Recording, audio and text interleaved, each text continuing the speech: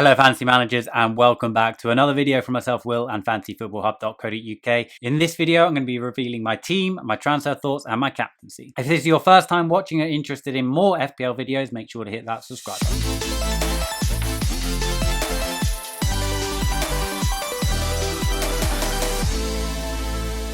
Okay, super tight turnaround between game weeks, so I'm going to keep this video pretty short. The last game week went okay, nothing too spectacular. I saw a lot of people with some pretty high scores.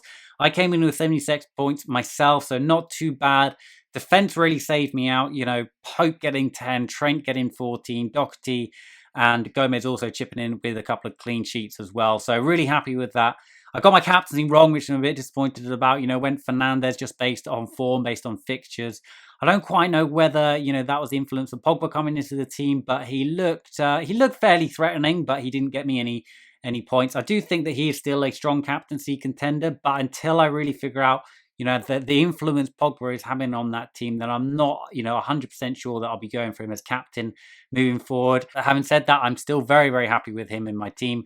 I would like to get some more Manchester United players in because they have got the form, they have got the fixtures, and it looks like there's some real value in there. So I'll come to my thoughts around other Manchester United players later in the video. Elsewhere, Salah coming in with 11 points, doing well, just about outscoring Mane.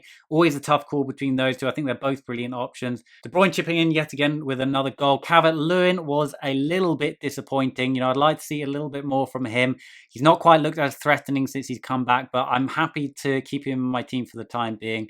Sarr and Jota, on the other hand, those are two that I'm probably looking to get rid of over the next couple of weeks, potentially even this week. And I just think that, Jota, his game time isn't guaranteed. Jimenez is looking the main man. Doherty is looking good in defence. Potentially Traore as well in midfield. Jota just seems to have dropped back in the Wolves reckoning. Sarr and Watford do have some strong upcoming fixtures still, but for whatever reason, Watford haven't really got their act together since the break. They've still got a lot to fight for, so I still think that Sarr could offer some good FPL returns, but there are a lot of good midfield options, around that price point. So he's potentially one that I'm thinking about transferring out as well. Okay, these are the upcoming fixtures, and this is partly why I'm sort of a little bit hesitant to get rid of Sarr. As you can see, Manchester United coming top for the next 6 game weeks, so I think it's going to be wise to try and bring some of their players in. I'm a little bit hesitant to get rid of Sarr. Watford coming top for the next 4 fixtures. They've got Southampton, Norwich and Newcastle all at home over the next 4 fixtures. So bearing that in mind, I do kind of want to hang on to Sarr if I can, but it's going to be a little bit tricky to justify him in my team when, there's the likes of Pulisic from Chelsea that are looking really strong. Okay, just to delve into this a little bit deeper, I'm going to have a look at Sarr over the whole season. And as you can see, that's a pretty strong stats profile. He is looking good. He is getting those chances and getting the important stats. If I look at him just for the restart, though, those stats have completely dropped off. And if you compare it to somebody like Pulisic, who is one of the players that I'm strongly considering bringing in, and again, just looking at since the restart, as you can see, Pulisic absolutely blows him out of the water. So the other player that I'm really interested in getting is actually Martial. Now, I know this feels like, a little bit of a knee-jerk after he's just scored that hat-trick. I have to say I was considering him and Rashford anyway for my teams. I do want to bring more Manchester United players in, but, it is still worth looking at those numbers, and I do think that he does offer a lot. Now, you think Pulisic was good in terms of his numbers. Martial at the moment, numbers are through the roof, and he's looking like a very, very strong option, as you can see there. So, he is a player that I do want. Manchester United got good fixtures. He's going to be buzzing after that hat-trick. Arguably, I should have gone for him last week, and I wish I had, of course. But, I think that you can look at this as a knee-jerk, or you can just think of it, he's good value. He's not that expensive. 8.1. Pulisic is obviously cheaper at 6.9. But not a massive difference. And for the type of player that, again, I think that he's a brilliant option. He's got form, got fixtures, and got value. I also think it's worth just, comparing these guys to midfielders as a whole. And if you jump into the Opta tool, select midfielders, and look at totals per appearance. I sorted this by expected points, which I think is a good sort of overall metric of, how well people are expected to have performed over the last few game weeks.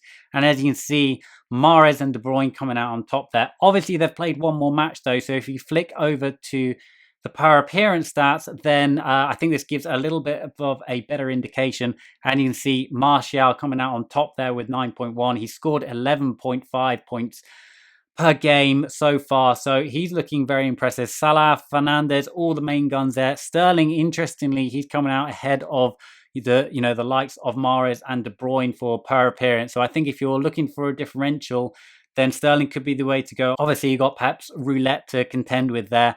As you can see, a little bit further down that list, but not too far down, ahead of the likes of Mahrez and De Bruyne is actually Pulisic. So I think that, he is offering a lot of value at the moment. And you can even have a look at this by switching over to show stats per million. So these are effectively the best value players.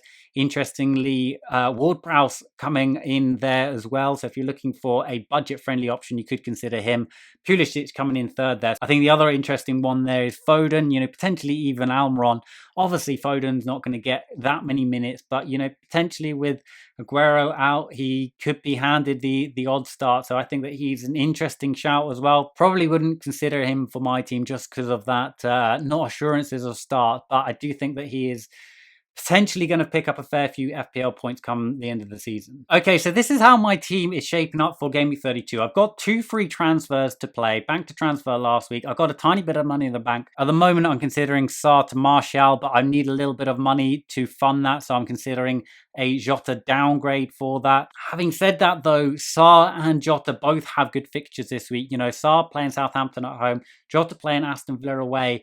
I can see those guys performing well. So I am a little bit hesitant to make that move because I realize that it could backfire. So the other potential things that I might consider doing is looking to get rid of some of the dead wood in my team. I've got not a very strong bench at the moment in the likes of Leno. He's not going to play. Bardsley's not going to play. And Otamendi is obviously a big rotation risk.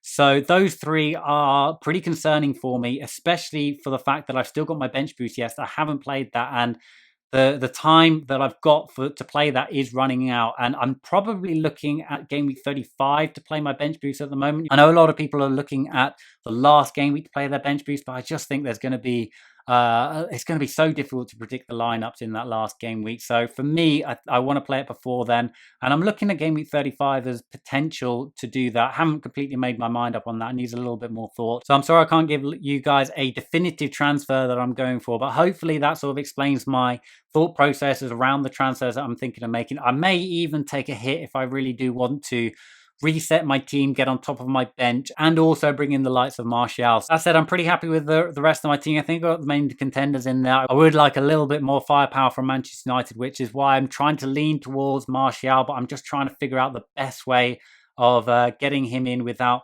disrupting the rest of my team. One of the other players I've been considering is Ayew, and Jota to Ayew feels like a little bit of a downgrade in many ways, or potentially one of the Brighton guys in Malpay, or even Connolly if I wanted to go really cheap. So those are the type of things that I'm considering. Let me know in the comments what you would do if you were in my situation, what players you would bring in. I think I've got around 0.5 in the bank, so I've got a little bit to play with. Okay, moving on to captaincy. I don't have any of these players apart from Jimenez, so I'm currently thinking of going with him.